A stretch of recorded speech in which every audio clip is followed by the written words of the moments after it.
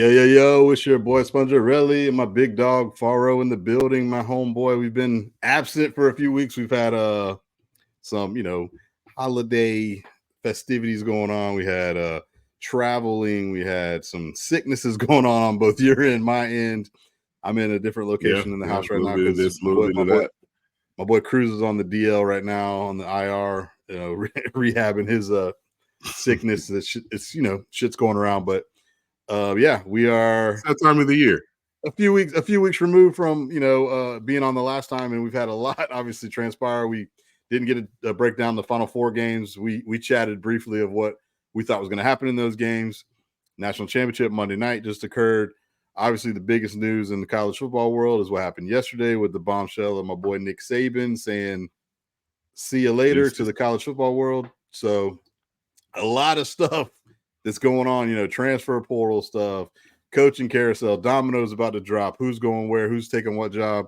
I mean, hell, just 20 minutes ago, Dan Lanning said he ain't leaving Oregon. So they aren't getting the Dan Lanning man to go to Tuscaloosa. So I guess without further ado, we'll backtrack a couple, weeks back when the Final Four games were set. We had the first game, the Rose Bowl, which was obviously Bama and Michigan. And then the nightcap was Washington versus Texas, and going in, we kind of were leaning towards possibly a Michigan Texas natty, Bama Texas natty is what I think we were both thinking. Yeah, I was going to say I had the rematch.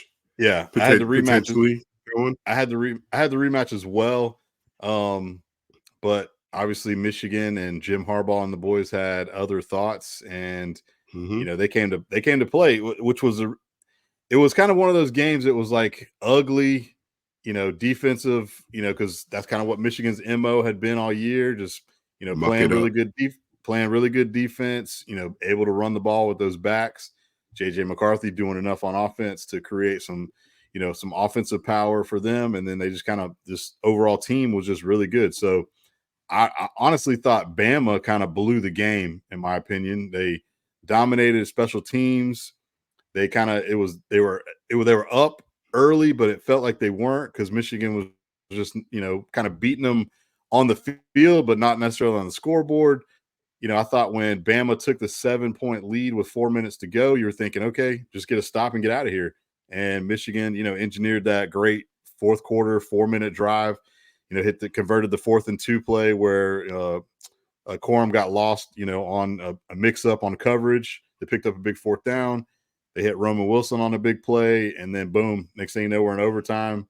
And I told you, we were watching it together, and I was like, I feel like Bama's in trouble. And the biggest takeaways from that game for me was how Michigan took a couple things. Alabama got out coached, which I thought I'd never say. They got out coached. Michigan did a tremendous job out formationing Alabama when they were on offense, when Michigan was on offense, and they had the Bama guys so confused. It was so simple. Their offense isn't complex, but in a sense, it was complex to where figuring out who has who when they're formationing those big guys around, those extra tight ends, even when you're seeing linemen, moving the formation and you're not sure if they're eligible, not eligible. And then the other thing, they were just more physical than Alabama.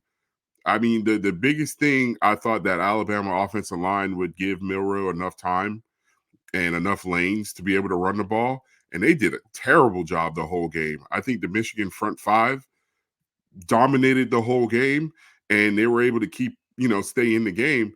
And, one of the things we talked about is Michigan's one of those teams, if you get ahead of them, you probably have an opportunity of winning. But if you let them stay in the game or you let them get ahead, they could dictate the whole game, which they did for the most part. And I think JJ McCarthy did a hell of a great job just, staying even keel and just moving the ball, starting the game off with a potential pick that wasn't a pick. They got lucky on that one. Yeah, definitely. And then probably the biggest play of the game, you hate to put it all on one play, but the Milroe fumble. The Milroe fumble was huge. You gave him the ball midfield. That was bad. That was like right at the beginning of the fourth quarter, and that would have basically potentially put Bama up probably by 2 scores. Yep, even 3. Instead, that's what I'm saying. That which would have been big. And, so that fumble was huge. And it was like, it was kind of like, it wasn't even forced in a sense. He kind of just lost his footing, it seemed like. And then it almost looked like he was trying to switch hands, didn't, fumble, just dropped it. And what's wild was when you go back and look at the replay, the furthest receiver, Jam, was out there. If he could have just almost option pitched it, there was literally nobody. I'm talking about it's going to be 40 even yards. Even if you would have just got the first down, that would have been huge. No, that's exactly. You would have extended the drive. Potentially got points because Riker was hitting his field goals, which he did. But even with that turnover, you're like, all right, well, you're up 7 now, so you can't lose the game unless Michigan goes for 2 if they go down and score. So you're thinking with 4 minutes to go, just buckle down on D. What's crazy, and this is kind of what Michigan's been good for too, Bama had been rock solid on defense the entire second half. I mean, you go back and look at the drive charts of Michigan, they didn't do nothing. No. And it was just like, all right, you know what? Let's go score on this drive. But guess what? I mean, even what they did. But even when you play like that, I mean, I try not to jump ahead to the championship game, but when you play like that, when you're the other team, you got to take advantage of your defense, slowing them down and put points on the board. Because like I said earlier, if you leave Michigan in the game or you leave them with a little lead, they want to be in that, bull in China shop type scenario where, hey, we're close enough and we're going to fight to the end and just want to be physical and beat you up, because we don't have to depend on J.J. McCarthy to throw 30, 40 times. We just need him to make 15 to 20 good throws, maybe throw 20, 25 times, and we're just going to run the ball and beat you up. And that's pretty much what they did. And the other surprising thing that's been going on all season that for some reason Alabama could not get corrected was the center to quarterback exchange on the snap. That's been almost every game this year where you're just like, McLaughlin, like, at what point are you going to work on this? You're snapping the ball to the right, to the left, up, down when he's not ready. And there were several instances in this game. Obviously, we could go back to the Auburn game, the bad snap that put them, to make it 4th and 31. I mean, the snap happened on 2nd down, but still, I mean, you still put your team in that bad situation, and it's happened every game. It wasn't like a one-off where in the semifinal game it happened. It was multiple times in this game where Milroe was having to make fantastic catches, like he's a wide receiver back there, just so balls didn't go screaming by him. Or like I say, we can go to the overtime play.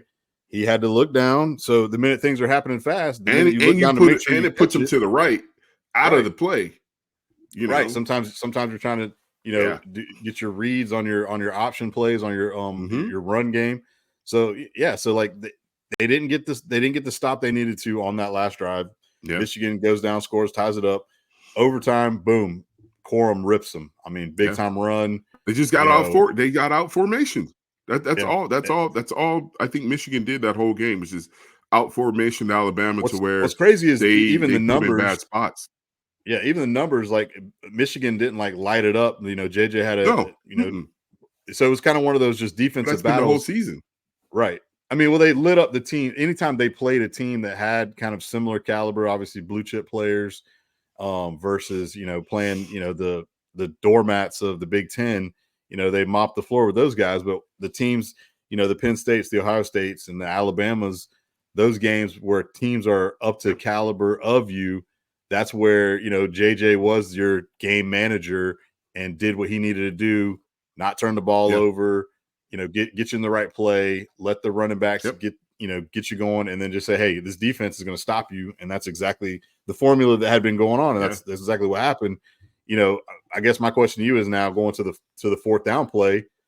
Did you like the call? We talked about it. We were like, in the moment, it was like, I hate this call. I don't like this. It's Milroe up the middle all the way. It's fake the RPO, jab right, get up. The guard pulled. We talked about Latham getting blown up and basically being in your lap as you're getting the bad snap. So it was just what I said to it was, it might have been a good play call just bad. if everything executes perfect or everything executes correctly. Did you see when he was on McAfee the other week, after that game, they were talking to him about it, and he said that initially they came out, they liked the look that they had. Michigan called the timeout. Yeah, they like to look on first down. They came back out with the next look, and they call a timeout because they didn't like the look that Michigan gave them. And then the third time they came out, they still didn't like the look, but they couldn't call back-to-back timeouts. Right. I think for when we were watching it, we both probably had the same idea of you got to give Milroe a run pass option on that. You just got to give him more outs. And I just feel like if there was an out on that play, I didn't see it, but I just felt like I know people were trying to say when they jet motion the back out, like if you just thrown it, but like that play happened so fast. It's difficult. Like people are so dumb sometimes. Like the just watching like oh, the back was wide open. They should just like, dude. Yeah, it's that easy, play, easier like, said than done. That running back jet motioned out quickly. Yeah. You know, he doesn't have time to basically gather the snap and then look. And again, it's happening so fast. On top of again the bad playing of the bad snap, JC Latham getting blown up. Like I say, if those things don't happen, then guess what? It might be look. This is the greatest play call. Did you see how they pulled the guard and look? It was executed to perfection. That's part of the game. I think for me is big. Yeah, for sure. And the biggest thing for me, what made me like, all right, we knew. If I'm Tommy Rees, I'm thinking as Tommy Rees. You're going through the whole game. You're thinking about the whole game. Our offensive line is being whipped the whole game, and I get what he's probably thinking. Like, let's just get the ball quick to Milroe's hands, let him make a play. Maybe he can make a guy miss and get in the end zone. But I just didn't like it. If you're going to run that, why not run like a little jump pass?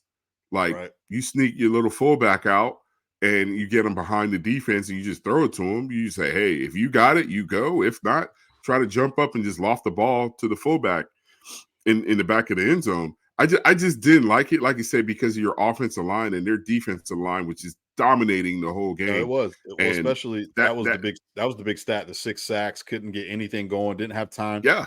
I think Jenkins and Graham and those guys were. They attempted. I think it was just so many bads. Yards. Yeah. And I think that's been Bama's. I think on the Michigan defense did a great job of keeping the big play away. But when you're only rushing 4 and 5 guys, you could do that. Exactly. That's what makes that's what makes that defense really good. That's what makes that defense really good. And that we'll get more into that, obviously, what happened on Monday night. But yeah, that was basically that was basically that ball game in a nutshell. Bama didn't execute when they needed to.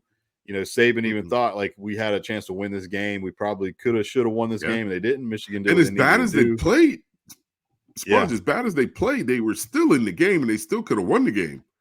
That was the thing to me. They were neither team really played out of it. Yeah, neither team really played a great game. It was just kind of like who made the plays late when they needed to, and Michigan did that, and that was But I think that's how Michigan loves to play. They love to muck it up and we're just going to physically beat you up. And it kind of reminds me of how the Niners play. Like, we're just going to be more physical than you. We're going to run the football. We're going to play great defense, and we're just going to knock you out. And all we need to do to lead or be right there at the end of the game, and we're going to win. We have enough confidence to say we're going to win because we're just mentally better than you and physically. No, for sure. Yeah, for sure. But the nightcap on that New Year's Day was the Sugar Bowl with the Texas Hook'em Longhorns against Michael Penix and the Washington Huskies. And it was a bit of a surprise to me how that game kind of transpired. I mean, we both like Texas. We both like the Texas defensive line to think they could get after Penix. We thought that the run game for Texas was going to expose a little bit of Washington's defensive front. We knew Washington's fully capable with their wideouts. And, we're thinking Quinn Ewers could have a day throwing the ball through the air. And it was back and forth, through that first half. Then Washington kind of got a stop. And then it was kind of like, okay, they're in 2-score lead mode. And, yes, all of a sudden you're like, I know when we were sitting here watching that one too at 1 a.m. How the heck did Texas even have an opportunity to even throw one in the end zone for a possible win. All the way, the way that whole injury thing at the end with Dylan Johnson. They didn't take a timeout. They got to save. He went all Mario. They went all Mario Cristobal at the end. It was like, how the heck does this team? This game should be over. It should have been over. But what I will say, the big thing was how Penix was just on one. He was on a heater. Every time he dropped back, one-on-ones, he was putting balls in the buckets. I mean, just throwing just absolute dime. And that's basically what happened, to where it basically helped him win the game. And like I say, we'll get into what happened on Monday night when they played Michigan. But he was just absolutely amazing, and just flip side, their defense did enough, made enough stops, and got them in the lead, to where Texas couldn't do anything to overcome it. And, it was surprising enough that they even had a shot late in that game with some miscalculations from Washington's part. But I think Washington did a great job of kind of neutralizing that big physical defensive line of getting the ball out, not really trying to run the ball.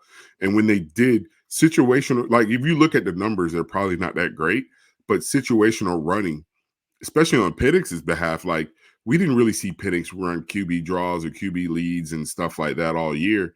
And they ran some timely QB draws in the second half of the game. He had three carries for 31 yards, basically 3 big first downs in a sense. Yeah, huge. And then Dylan Johnson did enough to keep him honest to where they, like you say, Washington, that's one thing they did all season.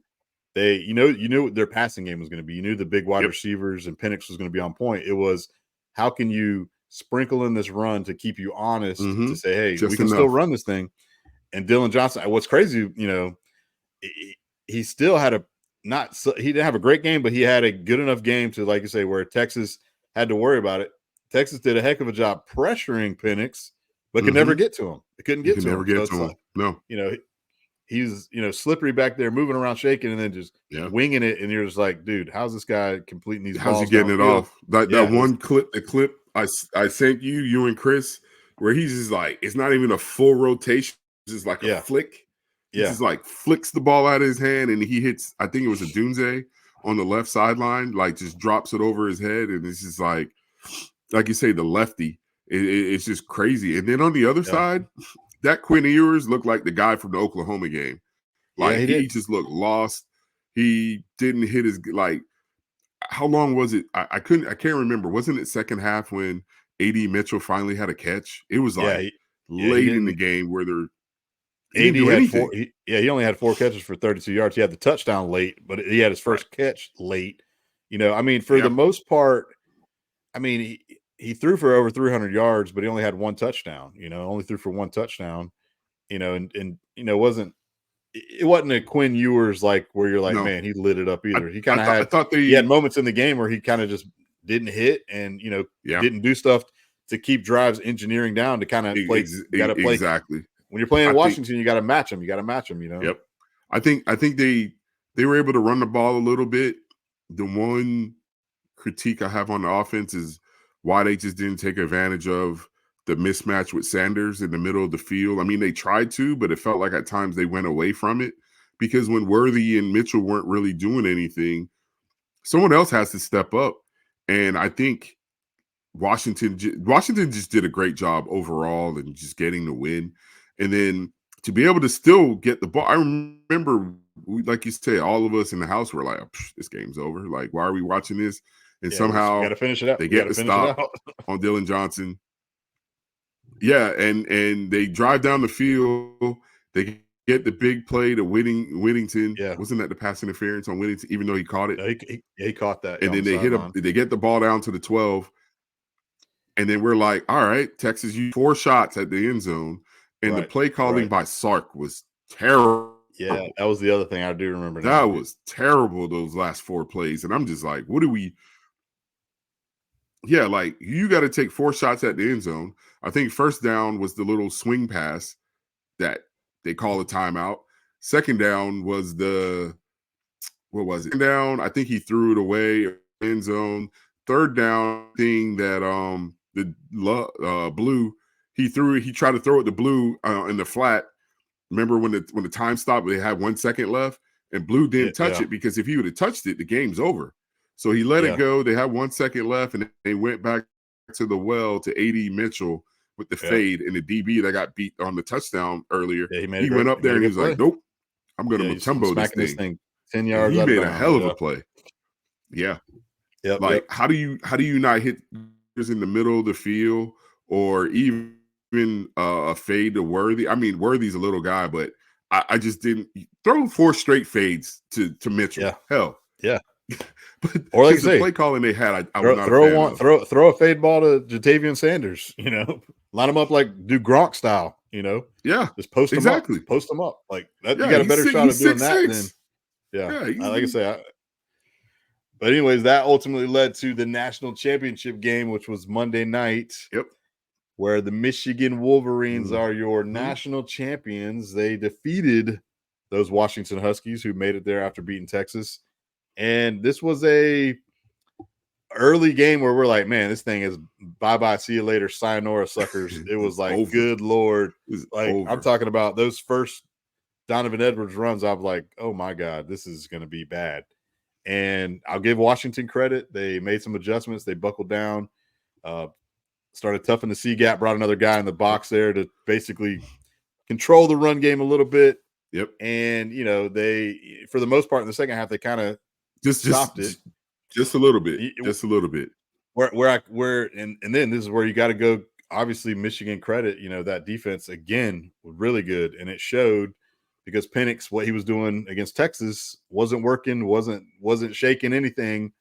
And I thought the biggest key was when they actually got that late touchdown in the second half or second quarter before the half. I was like, okay, and they get the ball coming out of the half. It could be cooking. They could have something here. And then literally the second play of the half, he throws the pick, kind of hurts his ankle. And I'm just like, yeah, forget about it. This is just not going to be their night. Now, granted, the defense buckled and held them to 3. So they were still down 10, but it just felt, and then even Washington then went down and answered with another field goal to cut it back to 7. So it was like that early part of the third quarter, they traded the 2 field goals and you survived the interception. But every time Washington got those stops, couldn't do nothing on offense, or anytime they hit a big play, they'd get a penalty. They started 1st and 15. They would get a first down, and then it would go, 2nd and 15. They would get a whole. It was just like they kept. Anytime they would go forward on something, they would go completely backwards, either getting a penalty on and it was just like they couldn't ever overcome it. And then I was like, literally, Haiti was on the couch watching it with me. She's like, God, can this thing just be over? Like, I'm like, I said, I release you. You don't have to watch anymore. You can go up. I was like, Michigan's going to go down and score on this drive, and it's going to be all over with. And it was just, it felt like the 4-minute drive against Bama. I was like, it's just time for Michigan to go dial something up down here. And that's exactly what they did. And then it was all she wrote, Washington or Penix threw the pick later in the game to add on another touchdown. It was just, Washington just couldn't do what they did against Texas versus that defense. I think in going back to the first half, the Washington defense, the back half of the defense did a terrible job of gap control and run fits. I think the defensive line did a good job of like taking on bodies, but a lot of the plays, the 2 Donovan Edwards long TD runs, where just he ran up in the pile and just, oh, there's a hole to the left, oh, there's a hole to the right, and I mean, you can't blame the linebackers for trying to shoot up in there when they're seeing the back up, up on the guard's ass or whatever. But then he bounced it out. And I think as the game went on, like you said, I think the defensive coordinators did a great job of correcting those run fits and correcting that gap control to where they slowed down the running game a little bit. The one criticism I have of Michigan is why throw the ball? Why the stop whole running? game, I'm sitting there like, why throw the ball? Yeah, get back to your Penn State game plan. Yeah, who cares? Yeah, it felt like Pete Carroll was on the sideline and he had Russell Wilson at quarterback. Like, oh, we got to get our guy the MVP. Who cares? Just run the football. There was no reason for them to throw the football. Yeah, I get. And here's the thing, the play that kind of got them back in the game was when they went for it on that 4th down play. Joe texted me. He's like, I hate that call or whatever. And I'm like, yeah. I'm like, bottom line was, they probably should have punted it right there. Instead, they go for it, and really and truly, the guy for Washington made a hell of a play. I mean, it was a quick flash flat play, and the DB or the linebacker never looked back. played the hands, was right in there on the play. So you don't get the first down there, and then it kind of gave Washington a little bit of a shorter field. But yeah, but but what's crazy? Give it to 2 and 7 all night, hand off. Yep. But Sponge, on that play, to go from the A gap area to run all the way to the flat to get your hand out to make the play that was amazing. That was just that dude was right diving there. in there like he was diving in there like he was coming to blitz, in a sense. So I agree. He was, and he got out of that gap. Yeah. And then on the flip side for Washington, I think that like you said, they just couldn't get anything right. The play to Dunze on the right side, you saw where Penix is like, all right, my guy's going to be on the outside of the hash, and Dunze turned to the inside just a little bit, game of inches, they say. It wasn't much, and he missed them, and it just, like you say, the whole night. There was another play where all season, Polk runs a deep comeback, an inside comeback, and he hits him on the 2. But this time the ball sailed over his head, and they're off the field. And it was just the whole game where you could tell he wasn't really in rhythm like he was in the Texas game. And Michigan, you got to give credit to Michigan by doing a great job of making those throws be off. Those throws were off all night. I mean, and then like you say, when they did hit it, holding. Yeah. Holding. Yeah, no, for sure. Or, some kind of penalty or whatever. Yeah, I thought the holding call on the right tackle was ticky-tack.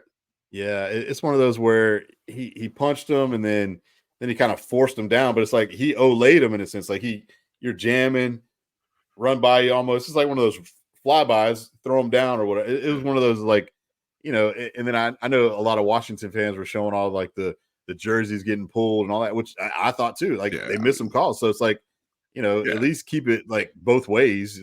Your favorite ACC officials strike again. Yeah, Jesus. We were like, as soon as we saw that, we were like, oh God, like what is going on? Like that was the first thing I texted you guys in the group was like, what? How the hell did they get signed up for this? Yeah, so that was again, credit to that Michigan defense, which was that front is ridiculous. They had Penix blinking all night. I don't know how Dylan Johnson was even playing in the game. That basically was part of it. They had where we talked about the timely running in the Texas game. Mm-hmm. He couldn't establish anything on the ground. They had a few decent runs, but Michigan was basically playing coverage, pinning their ears back, putting pressure on Penix, making everything uncomfortable. He was blinking. He didn't have anybody open, and then even on top of that, they were still sticky in coverage. Michigan was all like nobody was running open, and then when they did run open, like you said, Penix missed them. You got to be one. You got to be good at one. So well, there was a couple. There was a couple of Jalen McMillan screens that I thought that if he would have just let the lineman get ahead of him, right? I think they were just such in a panic that there was a couple of times where he jumped ahead of his lineman and he was getting tackled. He got the first down or he got short a couple of them because I think they ran it like 3 or 4 times. And it's like, dude, let the big boys get in front and let them work. Yeah. And there was a couple of times. It's like Michigan is. They're not selling out, but at the same time, they call those screens at perfect times. And if he lets the 3 linemen get in front of him, he might go house call on them. But I think you got to give Michigan their credit. I know I was hating on them all year, saying they hadn't played anybody. Yeah, I mean, we both agreed with that. Bottom line is this: the team who gave him the best game was Bama on that Monday night, and then Ohio State played them pretty damn tough. Late where McCord threw the pick late to ice the game. But other than that, they didn't play anybody. So it was like we couldn't really gauge it to where they were playing. So like, I guess my question to you is, after it was all said and done, hats off to Michigan. They won the national championship. They were an unbelievable team. They were a great team. Like that defense was rock solid, unbelievable. Yeah. And then when you have 2 guys like Blake Corum and Donovan Edwards, those 2 are nasty dudes. And then I know everybody likes to kind of shit on JJ. It's not like he had all world, games in the big game. But if you go look at his numbers for overall in the season, he had a really good season. And he kind of did what he needed to do. He didn't do what he did against TCU the year before, throw 2 pick sixes and blow your game. I think he does what they ask him to do. Right, exactly. In that system, you go back and look. There was games where he threw for over 300 yards. Yeah. I mean, it's like they didn't need to do that against Alabama or Washington, or Ohio State or Penn State. Mm-hmm. They asked him to do what he could do in the game plan, and he did it. Like the other thing too is, in my opinion, he doesn't have any fucking big time weapons. Like I love Roman Wilson, but like yeah, he has the tight ends that he hits, but he doesn't have like a Marvin Harrison or Keon Coleman or So he does what he does, and it's like Michigan was really good. So Loveland, Roman Wilson, and Loveland are two. Yeah, exactly. He doesn't have a big dog, receiver like they've had, But I guess after the dust settled, are they the best team? Obviously they are, but do you think anybody else, like a Georgia, I'll say, could have beat them if Georgia would have played them for the national championship? Or what other team in the country besides the Alabama who played them and they beat could maybe beat Michigan this year, in your opinion? I think Georgia and Georgia only. The matchup. I mean, just watching these last couple games, Michigan probably could have beaten Georgia, and vice versa. The matchup I really wanted to see was the Texas defensive line versus the Michigan offensive line. Yeah, that's what's crazy too. I still think Texas could probably beat Michigan. Yeah. Yeah. But the key is, like I've been saying, me and you, just us texting, you got to get ahead of them. You can't let them get ahead of you. You can't let it be close. It's like you say, it's like we've been saying all year when you play Washington and USC. Can you score enough points to keep up with them? Right. And playing Michigan, can you score enough points to get ahead of them to where you force them to get out of that running game? If you can't force them to get out of that running game, they were averaging teams that score 9 points a game on them until they got to that late stretch. So you're not even scoring 10. Like, so you're not even getting out in front of them at all. Nobody did. Nope. And they don't turn the ball over.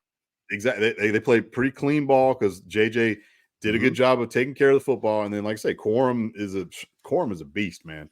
And then, like I say, Donovan Edwards, he's been banged up all year, and it says, "Hello, let's play some ball. Give me the rock again." And he took full advantage of his carries on Monday. But my favorite is the delusional Florida State fans who thinks they can have competed with these teams with Tate Rodemaker. No, but no, I'm not not even going to touch that anymore. Yeah, we don't have to go down that road at all. Like I say, it is what it is. They put it this way, they wouldn't have beat any of those teams, in my opinion. I'm over it. I'm over that conversation with Florida State fans. It's like, whatever. You want the consolation prize of just showing up to the playoff to get waxed. If that's what you wanted, I wish. Looking back at it, I wish they would have done it just so you could have got that thought about ass whooping that you wanted, and then you could go home and be happy.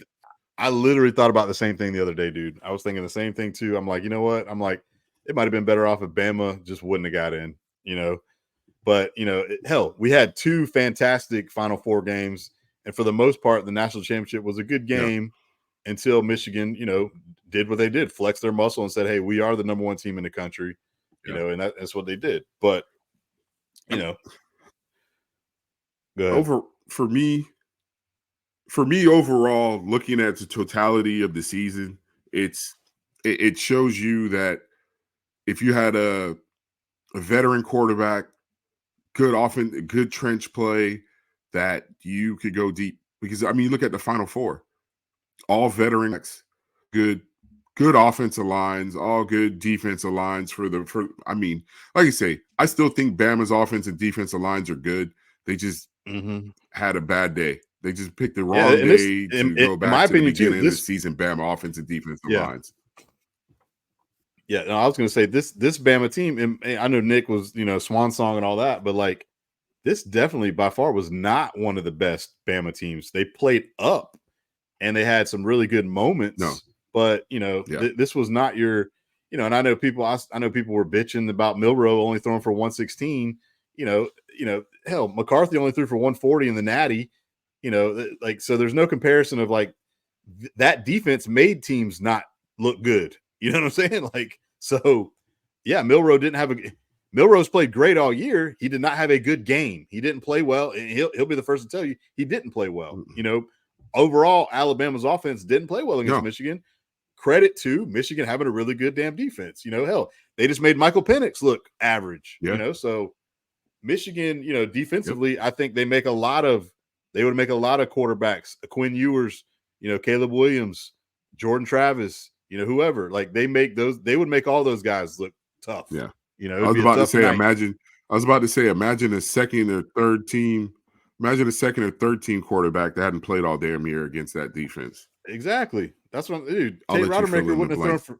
Yeah, Tate Rodemaker wouldn't thrown for 50 in that game. You know, but hey, they should have been there because their defense would have kept them in the game. Man, Corum would have ran all over, slapped through that junk too. But you know, yeah, I guess you know, looking at it.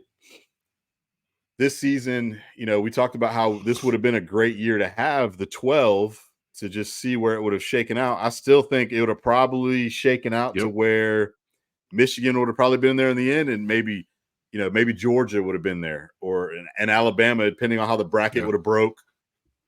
Because I still think, I think that's the key. That's the key. How would the bracket broken fell into place? Right. Yeah. So like it's again, and that's what's we're going to be looking forward to in 2024. We'll get into that here in a little bit too. But yeah, I think this year there was about 8 to 10 teams that were really, really good. You know, obviously Florida State fully healthy would be in that mix. But you know, I still think cream rose to the top. 100%. I still think the cream rose to the top. And these four teams were the most viable, and probably Georgia, you know, they should be the ones bitching, in my opinion. You know, having one bad day against a Nick Saban-led Alabama team where they'd won 29 games in a row. See you later, sayonara, you're out. You know, hell, would you have been mad if the committee would have said, you know what? I know Alabama is the SEC champs and they just beat number 1 Georgia. Would you have been mad if they would have just said, you know what, though? Georgia, I still feel like they're one of the best teams, and put them in at 4, you know? Nope, you can't do it. No, I wouldn't be mad at all. Oh, okay. I was about to say, this goes back. This always goes back to my argument about the 4-team playoff, and everyone with the whole it should be a conference champion. What if Iowa would have beat Michigan? Right. So you're telling me I should put Iowa in just because they're a conference champion? I don't think they're the best team in their conference. And what if you just caught Michigan on a bad day? You know what I'm saying? So yeah, well, see, that's what's going to be interesting. See, I don't think Iowa's not going to jump from 18 to 4. So that would have probably the question then would have been, would the committee have dropped them from 2 to 5 and like put a Florida State undefeated in there, or a 1-loss? You know, that would have been real dicey there. Right. To whereas, you know, I felt like, you know, really and truly, yes, obviously I like Bama, so I'm happy that Bama got in because I wanted them to win. But in all honesty, it's like, man, you really just punished Georgia for going undefeated in the SEC as well, not having a good day, losing by a field goal, you know, in the SEC championship, you know, to where they were number 1. We haven't talked about unprecedented, like Florida State, undefeated conference champs.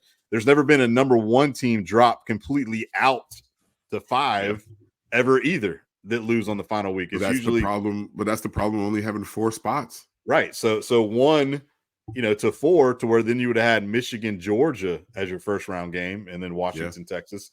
You know, who knows? Maybe Georgia would have knocked Michigan off. Then Georgia's 3-peating, you know, but again, it didn't work out that way.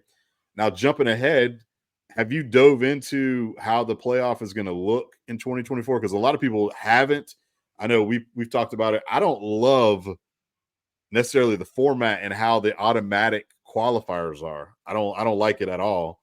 No. Have you paid it? Do you know anything about it? Just a little bit.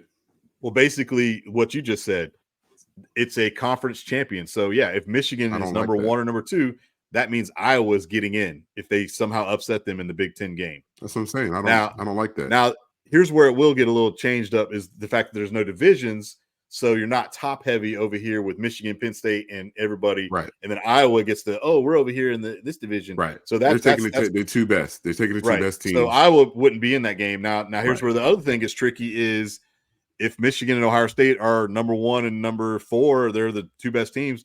They're going to play that final week of the season, and then they're going to have to turn around again and play back to back.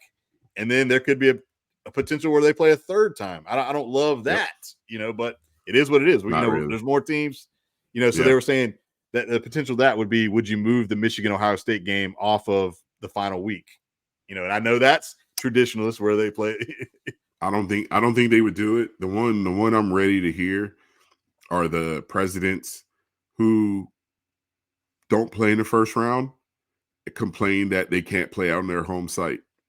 Right. Like that's a big one. The presidents and the ADs are going to love, they're going to want that bye, but they're going to love that first home game on campus to where they make a shit ton of money. But then the guys, everyone that has that bye week are going to be like, well, why can't we play on campus? Right. Well, why can't we have the advantage? The one that I know you and I hate the most is this G5 shit. There should be no G5 team in this thing, man. I'm sorry. They should make their own G5. It's literally playoff. That means so the potential of having like a Liberty and a freaking Tulane taking two spots from, think about that. If you're potentially next year, Liberty and Tulane or Boise State and Liberty are going to be in this playoff. So you're like, okay, well, there's 12 teams. So that means 10 other good teams are really in there. But ultimately, Liberty and Tulane ain't beating these big dogs. And you're potentially taking a spot away from, like, we'll just say a 10-2 Missouri or a 10-2 Arizona. Yep. And so where, they got to clean that up. So I think they talked about where they're going to switch it maybe to just one G5. Would I be like, whatever. But you're taking the conference champions, and this is where this is going to get kind of diluted too, is we're going into this super mega power conferences of the SEC and the Big Ten. So that means, your ACC and Big 12, those guys, that means the winner of those leagues are getting in. And then it's like, who is your second and third best teams in those leagues to even compete with getting a spot? Yeah. Versus a SEC team that maybe has 2 or 3 losses, I think they have to address it and say, first couple years, we're going to have to keep tweaking it. They're just going to have to keep, they can't stick with the stance of, we got 12, we're doing 12, we're not tweaking it, and we're staying this way. You have to tweak it, because there are going to be different scenarios that do come up that we aren't thinking about in the moment. But like you say, I already said the group of 5 should have their own playoffs, to be honest with you. Because if you truly want to be competitive, go back and watch the Liberty Oregon game. I mean, it was competitive for 2 drives. The one time Boise beat Oklahoma, everyone's like, oh, see, it could happen. But it's like, that was 20 years ago, dude. Yeah, a lot, especially with opt-outs now and everything. But if guys aren't opting out and they're playing in these games, that's what's going to happen. Blast them. Now, the interesting part too with that whole deal is the whole transfer portal window, when these games are being played and these guys are like, hey, I'm trying to leave. Are they going to be playing in some of these games? Or are they not? That'll be interesting. The other thing, like you just said, the whole, what's the benefit of maybe getting the first round bye versus having to play? And here's a prime example. You could potentially say you're Georgia this year, say you're number 1 in the country and you just lost to Bama. So you had to play that extra game. You had to play in the SEC game. So here's your reward. You got to go play another game, and then you get beat, and then you turn around and then you drop from 1 to 5. So then you have to play another game. You don't get the bye anymore because you were in the top 4, and you potentially would have to play 17 games to win it all versus being in. And that's the extra game. Or, then the other thing too is the whole getting the bye and then saying, well, we don't get that home game, and then we're sitting at home. The other teams are getting the revenue, blah, blah, blah, blah, blah. And then one of those teams maybe upset somebody and now you're hot. And then you're getting the bye team who's not hot, all that stuff, just like the NFL. Okay, the Ravens came out rusty and they just got beat by Houston. CJ Stroud went slap off on them. I think the coaches, it's twofold. The coaches are going to love the coaches are going to love the bye. They're going to find something to complain about it for sure. Yeah. But the coaches are going to love the bye. The presidents are going to hate the bye, because they're going to want that extra month. I mean, you think about if you're Scott Strickland and the Gators host a home game in Gainesville, the first round, you don't think they're loving that and eating it up? Yeah, dude. I think that's one thing of the element that they get a first round bye. That playoff environment for these teams is going to be awesome in those games or whatever. The other thing I don't love is the calendar of when the games are. I know that it's weird, but you're potentially going to have some of these playoff games on like Wednesdays and Thursdays and Fridays. And it's just like, it just does not feel right, because you're messing with the NFL calendar. And I don't know if you heard the whole Joel Klatt thing where he was talking about, getting in bed with the NFL and saying, hey, like what you should do is wild card weekend this thing, parlay it into where you're basically having the game on a Saturday where college football lives. Our game lives on Saturday, not Monday night. I know that's how it's where it's been, but like, hey, you kind of like, you kind of lay it up. Well, let me ask you this. One, they better. Two, did you see the numbers between the NFL and the NBA on Christmas Day? No, I know the NFL probably blew the doors slap off of the NBA. I mean, 5 million versus 4 million. Yeah, I could imagine that in the NBA. Well, hell, the Rose Bowl with Michigan and Bama got more than the national championship game the other night. I mean, it's two bigger brands, but still. But what I'm saying is, if you're making people choose the NFL versus anything, the NFL is going to win. So yeah, exactly. If that means you need to put it on a Friday. Who cares? No. And that's what they're ultimately doing. They're doing that. But Joel Klatt was making the point of, okay, hey, what you need to do is you get in with the NFL and say, hey, we got a triple header today. We're going to have the early NFL game, the afternoon NFL game, and instead of having your triple header night NFL game, play it on Sunday or play two on Monday or something, how they do, and then parlay that into the national championship game, so you get those NFL eyes who are watching that 4:00 NFL playoff game to then be like, oh, the national championship. It's like I like the idea of that, but in the NFL, should be like, yeah, that's they better get involved with in bed with them. I think both entities could benefit from each other, but yeah, other than that, like I say, that's a pipe dream, and it's going to continue to be on odd nights just because the NFL rules the calendar, which is makes sense. But I just think we like Saturday night games, man. I want a Saturday game. I don't like the Monday night game. I mean it is because I have to watch it and it's our favorite game, but like I don't like the fact that I got to get up and go to work. It's just like the NCAA. I hate this Monday national championship.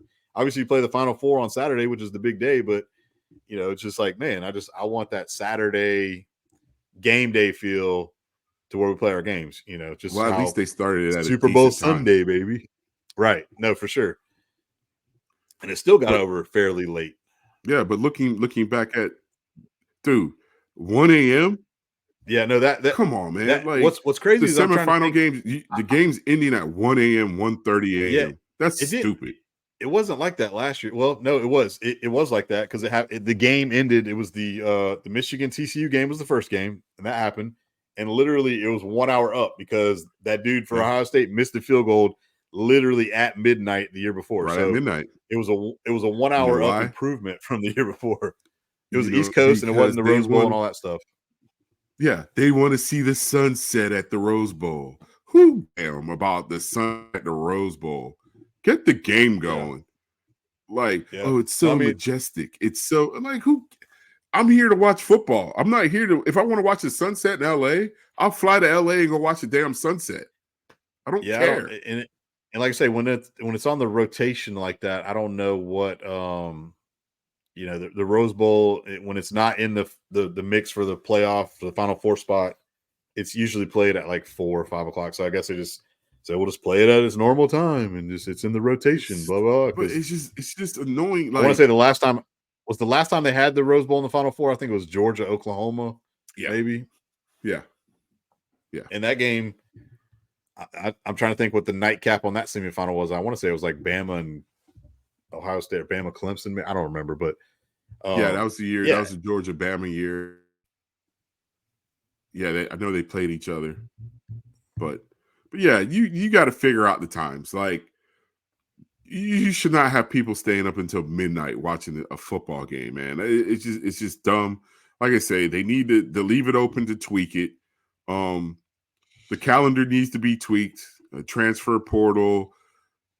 I mean, you can't control the coaching carousel. You can't control it as much as you want to control it. Like, I I really don't know what you can do for a lot of these things unless they just one conference. Well, like I say, they're just gonna have to play it out and then kind of let it go and then just see what happens, So it's all new territory, new. I mean, I'm just speaking big picture, everything, because you look at it. The Bama job's open now. The Michigan job potentially could be open. We thought that the coaching carousel has ended. The transfer portal is about to open again. Like it's just chaos, and there's no wonder why Nick's like over this shit. Yeah, like I say, far with all that, coaching carousel, transfer portal, domino effects, blah blah blah. The biggest news out of yesterday was our boy Nick Saban saying, "You know what? I'm hanging it up. I'm done. I'm done with it. The goat is out. Couldn't go out all the way on top. It's totally sad day. And obviously the big news today was, everybody's like, Dan Lanning's taking that job. Dan Lanning's taking that job. Like, how can he say no, to the best job in college football? I know Lanning, was alleged rumored for A&M job, and A&M's got big bags. They were, they could get Dan Lanning. My pipe dream. Hell, I'm completely pipe dreamed out to think that Dan Lanning would come to UF. So yeah. Unless he struggles at Oregon all of a sudden, which I don't see that happening. But you know what they always say though. Do you want to be the guy replacing the guy? No, you did. Or do you want to be the guy that replaced the guy? Yeah, no, and definitely, and this is what I was about to get into, because obviously Dan Lanning said no. I heard the rumor that they asked Sark, and he said no. So the next in line to me would be Lane, and I just don't know if Bama would want Lane to be in charge. But if you're Lane, so then it's Dabo, and I don't think Bama wants Dabo. No, but let me ask you this: after what Lane just pulled off in the transfer portal, knowing that this might be his one, with that schedule they have, I think they play Georgia at home. Who else? They got 2 or 3 games. They don't play Bama. They play LSU, Georgia, and someone else. Yeah. Next year is their opportunity to get in the playoff and make a run. You got a returning Jackson Dart. You got you lose Judkins. Yep. But you amped up that defense by tenfold, and everyone knows your system. Yeah, they play Furman, Middle Tennessee, at Wake, Georgia Southern. That is good. God, that is their first 5 games of the season. They play Kentucky at South Carolina. Then they go. This is where it gets a little beefier. They go to LSU. They get Oklahoma at home, at Arkansas. Oklahoma, that's it. Then they play Georgia at home. Then they go to Florida.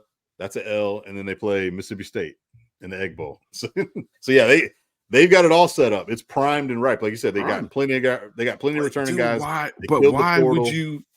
But all honesty, Alabama is the premier job in college football just because of Nick Saban. It's the premier job. It's number one.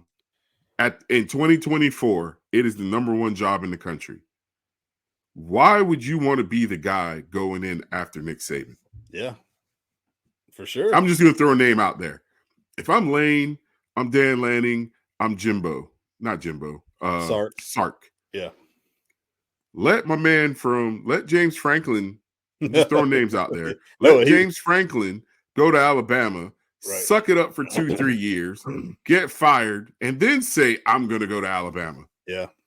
That's how I look at it. No, I know, but a lot of these guys these guys, coaches have big time egos, and they're like, I can go in there. I'm a better coach than Saban right now, anyways.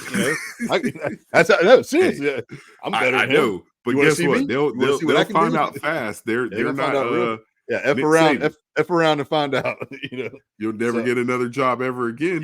Yeah. So again, getting back to this, I just saw the betting odds now have changed since Lanning and Sark and some of these other guys, to where the number one betting odd guy is your one and only White Mike Norvell from the Florida State Seminoles. Rick, like me, if you're Norvell, that's an upgrade. Clearly, it's an upgrade. But if you're a Bama fan, are you happy with that? Hell no. I don't want Mike Norvell. Like, credit to what he's done at Florida State. I think he's done a great job. But me as my Big Bill Franklin, Alabama, like, no, sir. I'd rather take a Caleb. Would you be happy with Jimbo? I'd probably take Jimbo. because I think Jimbo in with the right parameters. Yeah, and like I say, what's weird is the marriage just didn't work out at A&M for whatever reason. No. I don't know, but I don't know. Supposedly Nick showed up to work today. He did. He rolled up. They were like, Miss Terry said, "Go take it." And I was playing, but he did go. He went in. I saw a video of him getting out of the car and state troopers walking him in the building. Hell, he had an assistant carry his bag in for him. Like it's weird that hey, I love the rumor. Maybe he's going to change his mind. How about this? I know it's out there. It's no secret. You go on X, you see people talking about it. One NFL job. Nick, Bill, and Pete. Yeah. Nick and Bill be like, "Hey, Pete, you go do the press conferences." Right. Yeah. We ain't stay back. We don't want to talk to anybody. Yeah. And we'll handle the day-to-day. We'll handle the defense. We'll get some young up-and-coming offensive coordinator that we could groom, and let's run the NFL. Bill will be like, "I'll be part-time GM." Yeah. /DC. Yeah. Nick, you be DC / whatever. Yeah. Pete, once again, Pete, you be the master motivator, and you're the face. You talk. You're the guy that talks to everyone. You're the mouthpiece. I would pay to see that. I would too. That'd be awesome. That many egos in one room. Pick one team and just go. I mean, but Sponge, think about 25% of the NFL is open right now. Sponge, think about it. The last 24 hours. I know. You lost a 7-time national champion in Nick Saban, 6-time Super Bowl champion in Bill Belichick, and Pete Carroll, who's won Super Bowl national champion and Super Bowl on coach both levels in 24 a 24-hour period. It's nuts. That's unprecedented. That's three.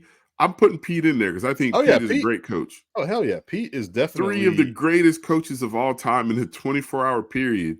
And clearly 2 of them were like, I want to coach. No, that's what I'm saying. I think Nick's done because he's good. What's surprising to me is we all knew Terry told him it's time to come home. I don't think so because I think Miss Terry enjoys everything, but I don't know what he's gonna do.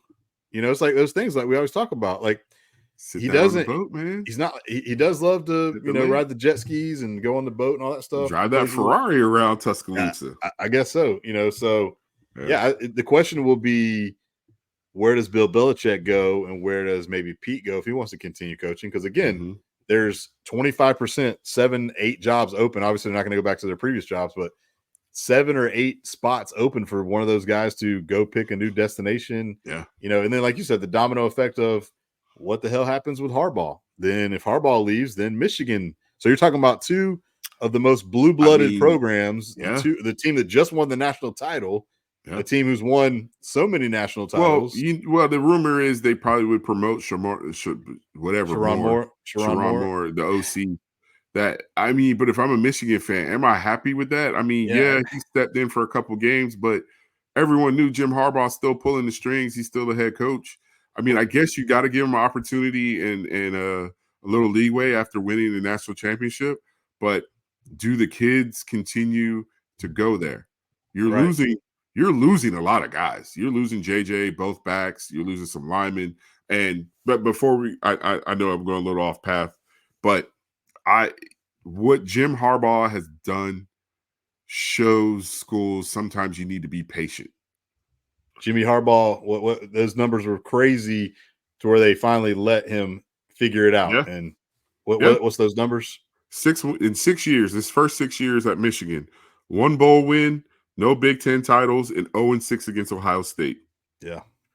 Last 3 years, 3 straight Big Ten titles, unbeaten against Ohio State, offered 10 years, $125 million extension, 15-0 season, national championship. And the last 3 seasons ago against Ohio State haven't even been close. Yeah. No, they've dominated them for sure. Yeah. Well, it's funny when we talked about doing this podcast, the guy I sit here and talk about that should be scared in his boots is that in Columbus. But with everything going on the last 24 hours, it's probably taking a little heat off of him. For sure. Because you think about it. If you're a Ohio State fan, not only are you mad that you lost to him in November, you're looking at like our rival just won the national championship. And one of our favorite sons in Tennessee got fired. Yeah. And Mike Vrabel, who's said that he probably would take the Ohio State job a couple years ago. Right. But, he's probably an NFL guy. He probably doesn't want to do that right now. But if Right. you're Ryan Day, you got to sit there and think, one, I need Mike Vrabel to hurry up and get a damn job. Two, I need Jim Harbaugh to leave Michigan. Yeah. Well, this is what I was going to get into next, talking about this whole coaching carousel and thing. And, it's like, dude, all right, a lot of guys are established, set in place. Either and that now guys are retiring, leaving, and maybe going to the NFL, all that stuff. All right, so with the departure of Nick and then possibly the departure of Jimmy, do you know how many current coaches next year, going into next year's season, have won a national title that are still currently coaching? None. Just take a stab. There's three only. Who are the three? Kirby. Yeah, Kirby. Dabo. Yeah. Try not to think about that guy. That's what I'm saying. I mean, but he's for all the shit Dabo gets, he's still a top 10 coach. Yeah. I mean, that's what I'm saying. That's what I'm saying. So then the third guy you probably would never guess because he's out of sight, out of mind. I couldn't think about it, but it's your boy Mac Brown. Yeah, Max on the hot seat though, and plus he's on his last leg. Mac's pretty old too, so but again, my whole thing too of being a Gator fan and like Ohio State fans, screw Ryan Day, get him out of here. F Billy Napier, get him out of here. Screw Mario, he sucks. We need a new coach. Who are you going to hire? Yeah, it is you literally have to steal somebody. Where these guys ain't leaving, they're good spots, like a Dan Lanning and like a Kalen DeBoer. Who knows? But dude, speaking of that guy, have you looked at his resume? I know. Yeah. So again, it's pretty elite. It is. Kalen DeBoer, he's worked his way up. I know. And what was crazy about that cycle is you're like, damn, I think Mario's the right guy. Jury's still out on Billy. Elite recruiter. Can he run the offense? Can he get guys in to be? He's got to win this year. He's got to win 7-8 this year. Yeah, exactly. He's got to show progress. That's the only if, ands, or buts about it. But you look at again, if he was to get fired next year, who the hell are we going to go hire? You're basically going to go hire an unknown coordinator because you're not going to go steal a Dan Lanning from Oregon. Hell, he didn't leave to go take the Bama job. Right. He like, what is Dabo going to leave Clemson? You want Dabo? I don't want Dabo. So it's like, who you're going to go hire some kind of the next Billy Napier, the next Urban Meyer. And that's kind of where we are. I think in the coaching realm of, but do you still have to give them, you still got to give them the leeway and the time to be that guy, and we, as fans, we don't want to give those guys time. Well, that's where in a sense it's like, okay, all right. That's where I can get on board with giving Billy time, kind of like they gave Norvell time. Give it so even if they win 6 games this year, it depends like how this year, how does it look? How does it look? Are we making progress? The schedule is hell. We already know that. Hell, they've already looked at the preseason betting odd favors to win the national title, the preseason top 25 for next year.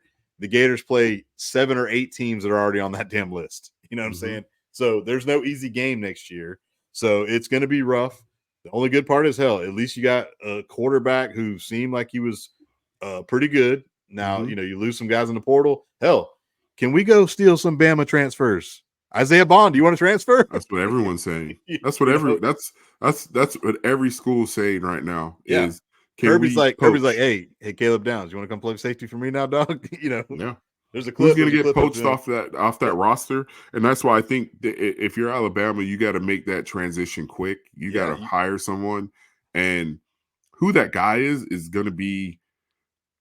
If Nick's going into work today, he's still going to be around a little bit. He's just not going to be the day-to-day guy. Yeah, he's trying to have some. He's got to have some influence. So it's got to have some. It's got to be someone he trusts. Like I say, so if a Jimbo comes up and gets the job. No one should be surprised, like a guy like that. Should Bama hire Dion?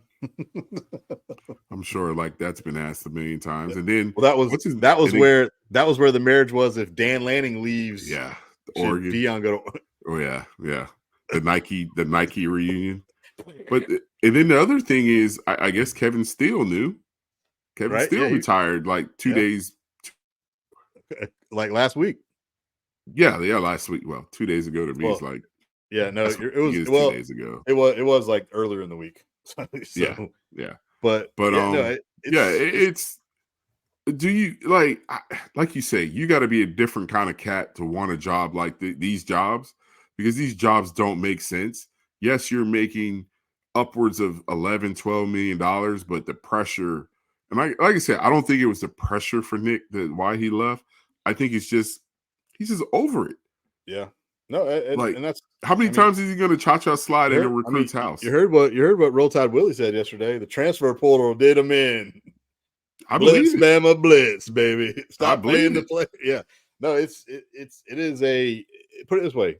It's 365. I was about to say that if you don't want to recruit and you don't want to grind like that, like Kirby is wired for this shit. And that's why Georgia is going to be, until he gets tired of it, they're going to be on top. They're going to be in the playoff. They're going to be one of the contenders, because Kirby he not only loves the recruiting aspect of it, loves the relationship aspect of it, loves coaching ball, all that. You better love it.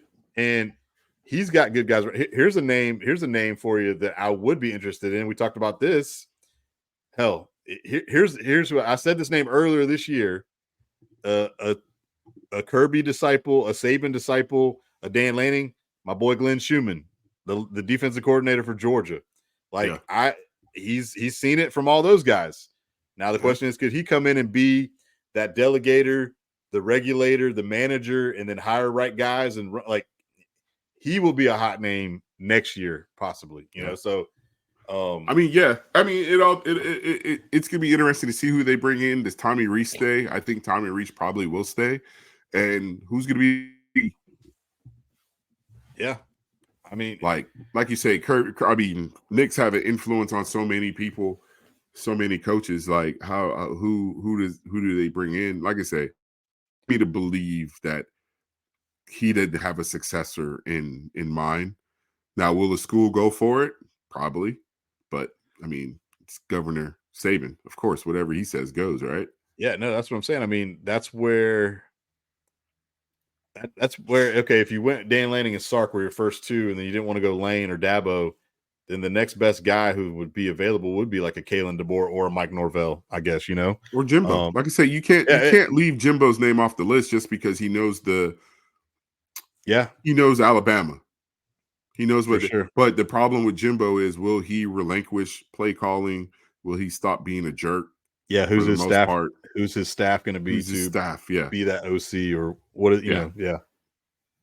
I know, it's crazy. Like I say, it's 365 door revolving. It's going to be wild to see what does transpire, what does happen. But I mean, I guess we'll jump into a little transfer portal news. There's been guys like, as soon as the portal opened, we talked about it. You know, whole new staff. They got a whole new player roster reconstruction is going on. They gotta get a handle on it.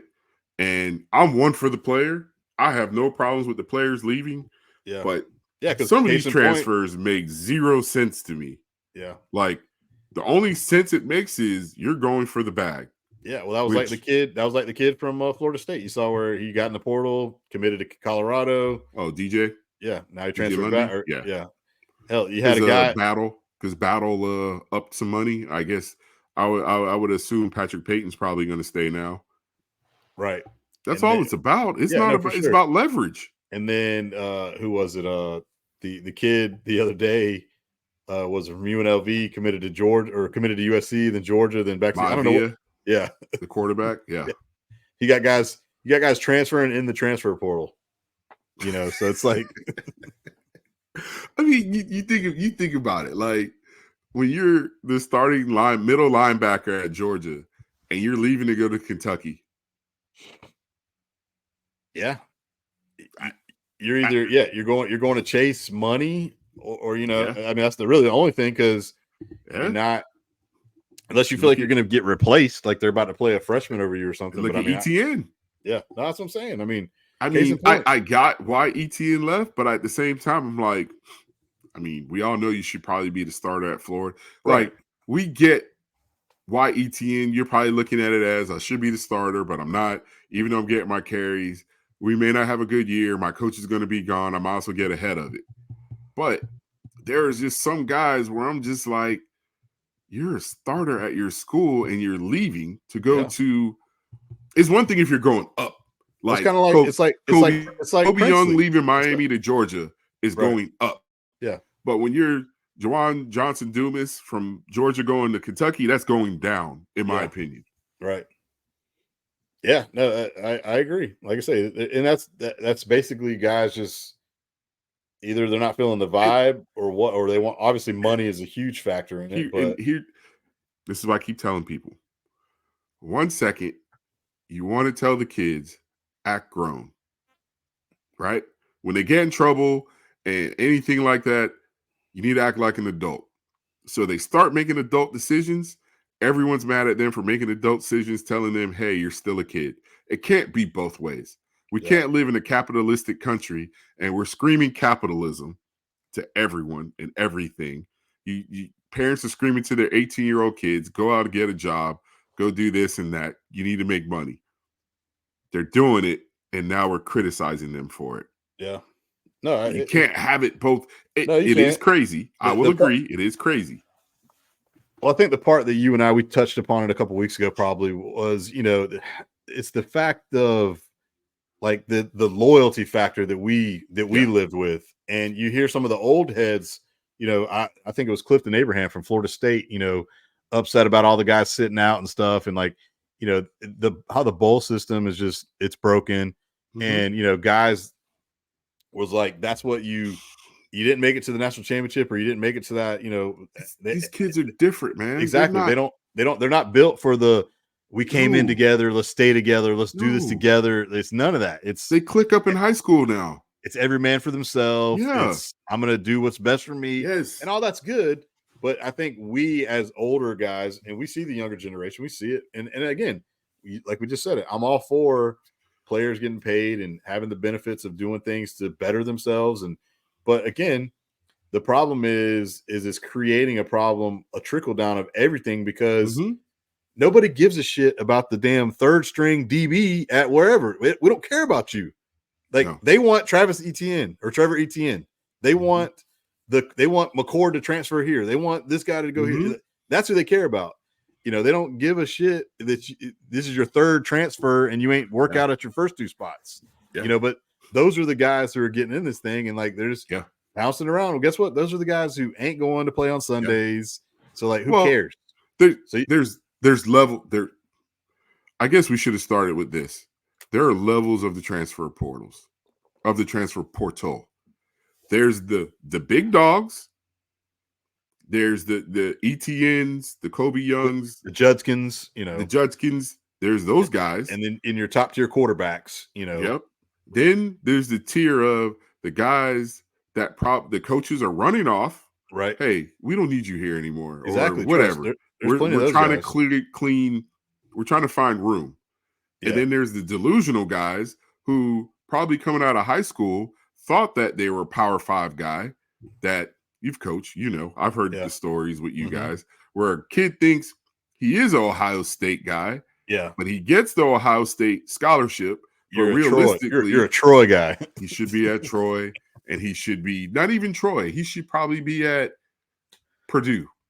Right. Just that tier. Right. And I think people sometimes don't understand that. They see guys just leaving and don't understand that there are tiers of athlete, there are tiers of the transfer portal. And sometimes guys leaving, they may go to their right situation of. Well, there is one other element I will say to that too, which is a part of it, which I do like. There might be a guy who goes to like a Penn or something, like the latest the Gators got was that the defensive player of the year in the Ivy League or something, or Joey Slackman.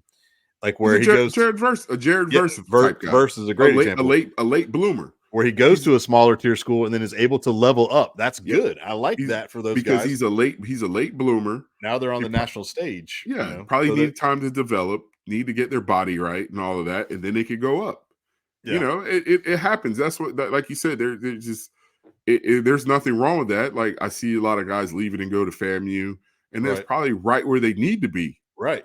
To be honest with you. And there's nothing wrong with that. More guys from HBCUs should be drafted and whatnot. Well, I think we could all agree with that.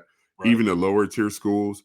but at the same time, you got to go there and work, and it probably is just a better fit because sometimes why be the 7th string wide receiver when you know you're never going to get on the field? And I could leave on Miami, Florida, or Florida State and go to FAU or FIU and ball out. It happens. Yeah, no, for sure. Like I say, that's just the whole. Again, I think the biggest thing that gets us is the loyalty factor of, man, like these kids aren't fans of these places. They just end up going there because it's beneficial for them at the time. They know they might be able to get on the field early. They want to play for a winner, all that stuff. And ETN is the best example of that. I mean, for you to basically be like, yeah, I've been a Gator for 2 years. Now I'm a dog. Like, that's crazy. It's crazy when you think about you. It was funny. It's funny that you say it. Remember years ago when Vanez Gooch transferred? Yep. And the whole world was going crazy. Like, oh my God, how can you go from? Did he go to Florida State first? This is so long ago. Yeah. Gooch went to Florida State. He went from Florida State to Florida. Yep. And people were going crazy. Like, you went to the rival, you did that, and now it's just, oh, okay, he's just going for a better opportunity. I got a better shot over here, so I'm gonna do that. I mean, look at Devontae Brown. Couldn't get on the field at Miami. Leaves Miami, goes to Florida State. Right. No, good luck to the kid. I think people just got to say, hey, good luck to the kid. Hope it works out. There's going to be other kids that come in. Yeah. You can't be mad at them. Like I say, they're all making business decisions. Will the business decision work out? Maybe yes, maybe no. Right. I mean, like you say, look at Jared Verse. It worked out great for Jared Verse to go to Florida State. Yep. It worked out great for Fisk to go to Florida State. Yeah, he might have never got discovered. He might be a 7th round draft pick, maybe, trying to make a team. Now he's going to be a 1st rounder and, impact player ready to go in the league. So ready to go. He's getting the proper nutrition, the proper, going from, I think was it Albany or wherever he went? Or I forget where he came from, but yeah, he was up in upstate New York. And then to go there, like, there's no way you could tell me he was getting the proper development and nutrition and all of that. Yeah. At that school and playing against competition. Right. No, for sure. Well, like I say, all right, dog, I guess that's putting a bow on it for right now on the final, the season, Michigan Natty champions, Saban retiring, the carousel it is now. Like I say, we'll hop on again and do an emergency podcast when they maybe hire a guy and then dominoes continue to fall. So, and then, like I say, possibly we can jump in here and talk a little NFL ball here as we're getting ready for super wild card weekend this weekend. And maybe who you like? I like the favorites. I think I like Houston. I like CJ Stroud. I like knock out Cleveland. I like the way Cleveland's playing, but I like CJ Stroud in that game. I like Kansas City. It's all on his receivers. I know he's had some injuries with Noah Brown and those guys, and can the receivers show up? I like Kansas City. I like Kansas City at home in the snow globe. Really? Everybody's sleeping on Kansas City. I think the Dolphins have a ton of injuries on defense. They do. They do have a ton of injuries. So I like them. Buffalo, Pittsburgh, they don't even deserve to be there, but they got in, whatever. So I like Buffalo. On the NFC side, I like Dallas to beat Green Bay. Yeah. Philly, Tampa Bay, Monday night. Bucks, baby. I told you guys last week. What? Limping their ass into the playoffs. What? Limp mode. Yeah. I don't like the way the Eagles are playing ball, man. I don't. So you don't think they could beat the Bucks, though? I do, but I'm gonna go with Baker just because I want to. And we're missing a game. Who's the other game? But the Lions, baby. The Lions. Oh, you're Detroit Lions. That's what you were waiting on. That's going to be a good game, I think. I think, obviously, the Rams are a team that everybody's talking about. They don't want to play. But just think about how critical that damn blown non-call, with the checking the ref with the linemen again. Because then the damn Detroit would be the 2 seed. Possibly even the 1, No, the Niners had it wrapped up. Yeah, they did. No, not at that point they didn't. Yeah. Because I think they would still have the same record. They had it wrapped up. What was San Francisco's final record? 11 wins? 11-3. Yeah, I think so. 11-3. No, I think with tiebreakers and everything, I think San Francisco had it wrapped up. Okay, that's what. So anyway, they could. What I'm saying is they could have flipped spots and been the 2, and then that means because Dallas and Philly tried to trick off the 2 spot. Right. So ultimately, Detroit would have the home games all the way up until having to go to San Francisco. They wouldn't have to go to a Dallas But again, that's the team. I mean, just because they're America's team, allegedly, like what do they do? What do they do? You know? No, I like Dallas. I like Dallas. I think Dallas is good, but when you go look at them too, like they didn't beat any of the big dog not teams. A believer. They're because they played just like the Dolphins played. The Dolphins had a good record, and then when you look at their record, like you say, the teams with winning records they lost to, and the teams that had bad records they beat up on. Yeah. Well, like I The say, Dolphins and Dallas did the same thing. This was good, just like going to the end of the Jags thing, how they fell apart late in the year. You know, what I keep trying to say is, do you even want to be? It might have worked out better to not be in the damn playoffs. That way you can make some embarrassed. Well, not just that like you realize, okay, hey, defensively, because now hearing some of these stories that are coming out, you know, it's like pretty bad. There was some major issues on that defense with the coaches and the staff and the players. You know, from what I got out of it is the brain trust of like the Josh Allens and the defensive guys, you know, said some things to Doug after their post interviews, and then Doug was already feeling these things, and obviously it didn't mesh well, didn't jive right. So but it was a lot of, and again, it wasn't all on the defense. It was the team inconsistently all year. Offense was bad this game. Defense was bad this game. Offense was really good. Defense was really good. You know, and then it ultimately the back half of the year, the defense was much worse. No, but the problem too is I think the offense put them in a lot of bad situations. No, it did, and going both sides of the ball. Trevor and being hurt, the play calling was god awful. It was bad. The whole thing was bad. So again, this is what I'm saying, and this is what Christian Kirk alluded to too, and this is even what I told DH, and what I'll tell you now is like the Jags were still one of the upper tier teams, that mid-level pack, right? They're in the exact same spot they were last year, except this year they just didn't get in. And here's the thing: if they were playing Cleveland at home, that first place schedule, right? That didn't help. So now they don't have to play that first place schedule this year. But here's the thing: they're in the same spot. They went the same record. If they were playing Saturday against Cleveland at home, would you pick them to win or lose? Lose. Yeah. See, I would say 50-50. Who knows? But here's the one thing I will tell you: I wouldn't pick them to go win at Baltimore the following week. So again. But it was nuts. They were in that as bad as they played, as bad as people want to push and say the defense didn't look good. The defense was good against Baltimore. Yeah, that was the only game. They were terrible 3-4 weeks ago. They were terrible again, but the 2 weeks prior, they looked like shit against Cincinnati and Cleveland. Yeah, so did the offense. They still scored 30 points in those games. I agree. But like you say, you could go both. Hell, you could go both sides of the football. They made Baker look like an All-American out there. So no, but I'm just saying you could go to both sides of the ball, and I hate how the local media is pushing it like it's a defensive problem. No, and to me, it's both sides of the ball, and the play calling is terrible because there's no reason why you shouldn't have beat Tennessee on Sunday. Yeah, that play calling was god awful. 100%, they should have not lost that game. You know, but hell. I know. Defense didn't want to tackle Derrick Henry. Couldn't. I was just about to say we both stood next to that guy before, and that's when he was in high school. So I could only imagine now, like how big that guy is when you look at him face to face. They didn't want no part of that. They made business decisions. You look at the film on like Lloyd and Luakon just fucking jumping in and out of gaps, taking bad angles. Like, what are y'all doing, dude? Like, it was. Those run fits and gap control is huge when you're playing against a team like Tennessee. Like I say, the biggest thing too. Hey, what about our boy making decisions up there in Tennessee? I know Rand's gonna fire Vrabel like that. I'm like, all right, who you hiring, Rand? Who you bringing in? Getting Belichick? Hey, man. Like, I don't know. Yeah, that's like I was surprised with that one for sure. Now here's the thing: does Vrabel go to New England?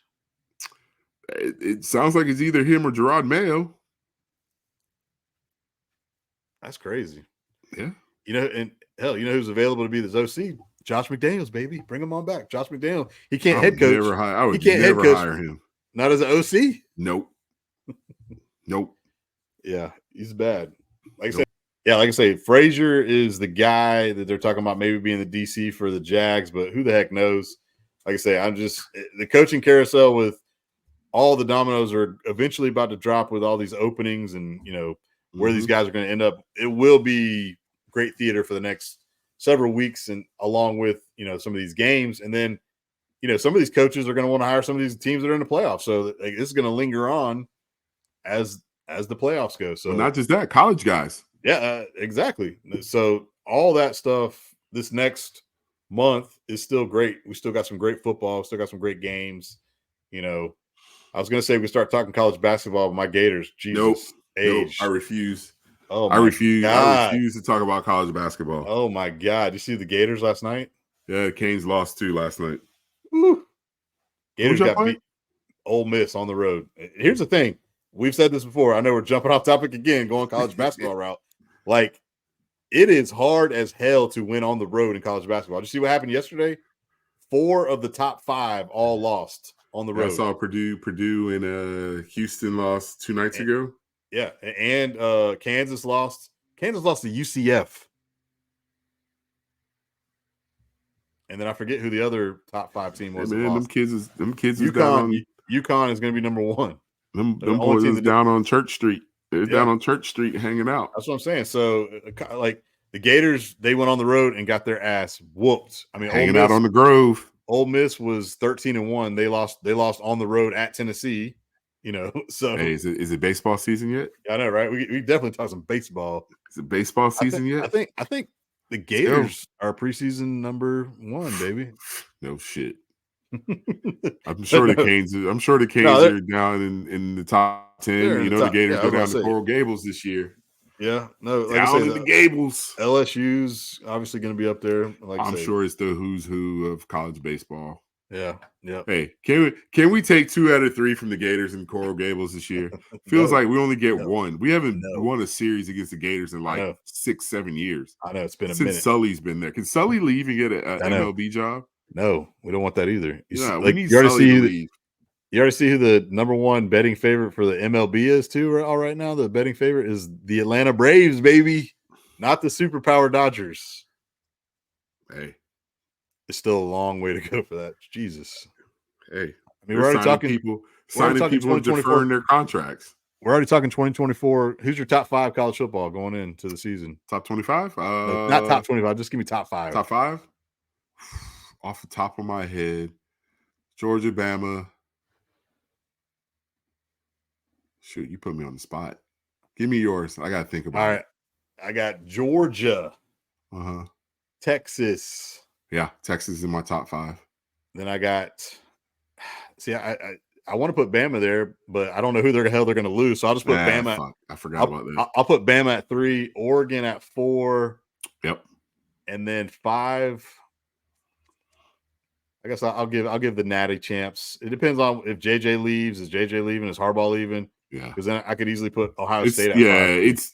And that's the thing. It's easy to sit here and do a top 5. Like you say, Ohio State's got your favorite. Ohio State's got your favorite new quarterback, Will Howard. They got Quinshon Judkins. Emeka's coming back today. Yep, I saw that. We got to worry about the next wave of the transfer portal. Exactly. So that would be my early right now top 5. But again, we'll get into that as more transfers transpire and all Arizona. That.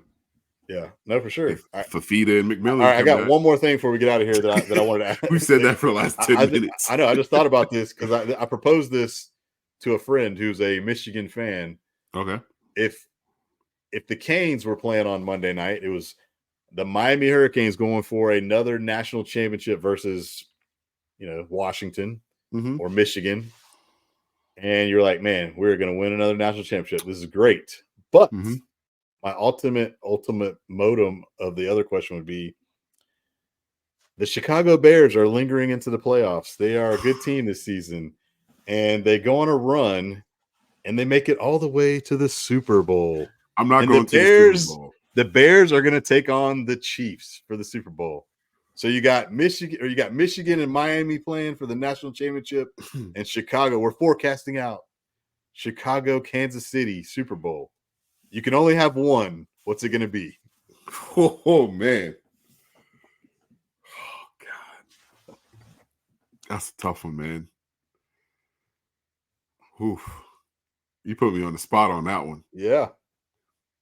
Who you got? Bears Super Bowl or another national championship for the Canes? That's like picking between your kids. I don't even have kids. Unless it's like picking between your kids. It is, man, if I had to, if you put a gun to my head, which one would I choose? Dude, it's been since 85. Yeah. I was a kid. At least I've seen a Hurricane championship in my adulthood. Yeah. Kind of, sort of. It's been, I was about to say, it's been a minute too. That's been a minute as well. 2001 is a lot closer than 85. Yeah. Yeah. Oh, I don't know, man. I really don't know. See, I need to ask Steve this question. Oh, he would say Bears, hands down. Okay. He would say Bears. Because Florida State's won one in the last decade. Yeah, but still though, like when you love both teams equally, you have a love-hate. Yeah. Well, see, here's what I'll go Bears. I'll go Bears. Okay. Bears. I proposed this Bears. question to my Michigan friend, and he said he would go Michigan just because he feels like the Lions are set up to maybe get back there again. But I'm like, no such thing. I know, that's what I'm saying. They've never been there. So here's what how can you say they're set up to go back and they've never been to a Super Bowl? I think it's because he's more of a Michigan. So I proposed the same setting question to Haiti. I was like, babe, would you rather have the Gators win another national title, or would you rather have the Jags win a Super Bowl? And like I say, that's tough. It's like I love the Jags just because I'm a Duval guy. I would say I'd rather have the Jags win a Super Bowl because at least the Gators have won 3 in my lifetime that I've seen. To where, like you just said, the Jags may never ever even get there. As bad as the Canes have been the last 20 years, since 01, 22 years, 23 years. Woo. Nothing compares the misery of being a Bears fan. Right. Like, and you got to think there were years we did go to the Super Bowl, lost to Kari's Colts. Yeah. And we had a stretch under Lovey where we were good, but it still wasn't good enough. Right. If you get what I'm saying, like as a fan, I would love to see the Bears win a Super Bowl as an adult. Yeah, the next 10 years. If that makes sense. No, I totally. I would love, like, as much as I love my Canes, and I know people always say I don't show it enough because I wear more Bear stuff than Cane stuff.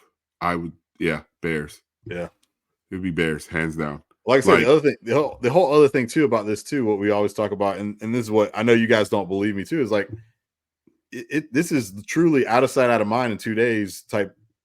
Like that's the whole society we live in. The whole the whole dad with his kid like cussing out the Washington players after the game, like remember me, like that you actually want to fight a kid on the other team. Like it's like asinine to me to think like, yes, we love sports, we're diehards, we love, but like, okay, we lost the game, 2 days, I'm over it. It's like the Jags, like, yeah, me and DH watched the game on Sunday and we're like, typical Jags.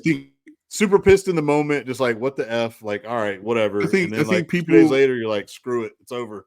I think people get so wrapped up in it because I was reading an article yesterday where the Bills fan that got shot after the Dolphins game when everyone's leaving and they were getting pissed off in traffic and all of that, and it's just like the true representation of I think how athletes look at things sometimes is if you watch, I'm sure you watched the movie Fever Pitch, right? When the Red Sox players, after they lost a game to the Yankees, they were all out having dinner and, they were, having a good time. And all the Red Sox, like Jimmy Fallon and his crew were like pissed off. Like they're supposed to be mad. They're supposed to want it more than me. And it's like, no, it's just a game, man. Like it is. I'm not saying I don't get mad after watching the Bears get embarrassed or the Canes losing. Right. But just like you say, 2 seconds and you keep it moving. Like, no, it's just sports, man. It is. It's entertainment. Like my dad always said, like this is all for our entertainment. It ain't. It's like they're making a shit ton of money from all these TV deals and the players and all that. Now that even the college guys, to where they're literally just here to entertain you and like not get so emotionally involved and wrapped up to where the game is like life or death, and you want to just be like, oh, I'm going to shoot somebody or kill somebody, or I'm going to go be like the one Bama guy and I'm going to go kill the trees at Auburn. It's just like, come on, guys. Like, let's reel it in. get it together and just like enjoy the games for what they're meant. If you're letting a 18, 19, 20-year-old wreck your life, ruin your day, then you got problems. Same goes for the NFL. If you're so invested in these NFL guys to where I'm cut off from Faro again, and we're going to wrap this up because we can't keep our internet connection good today. So like I say, we'll end on that note. It's been a good 2023 season. We'll jump on and we'll talk about some transfer portal news, coach domino effects, and all that good stuff. We truly appreciate y'all, and we out. Holla at your boys. Peace.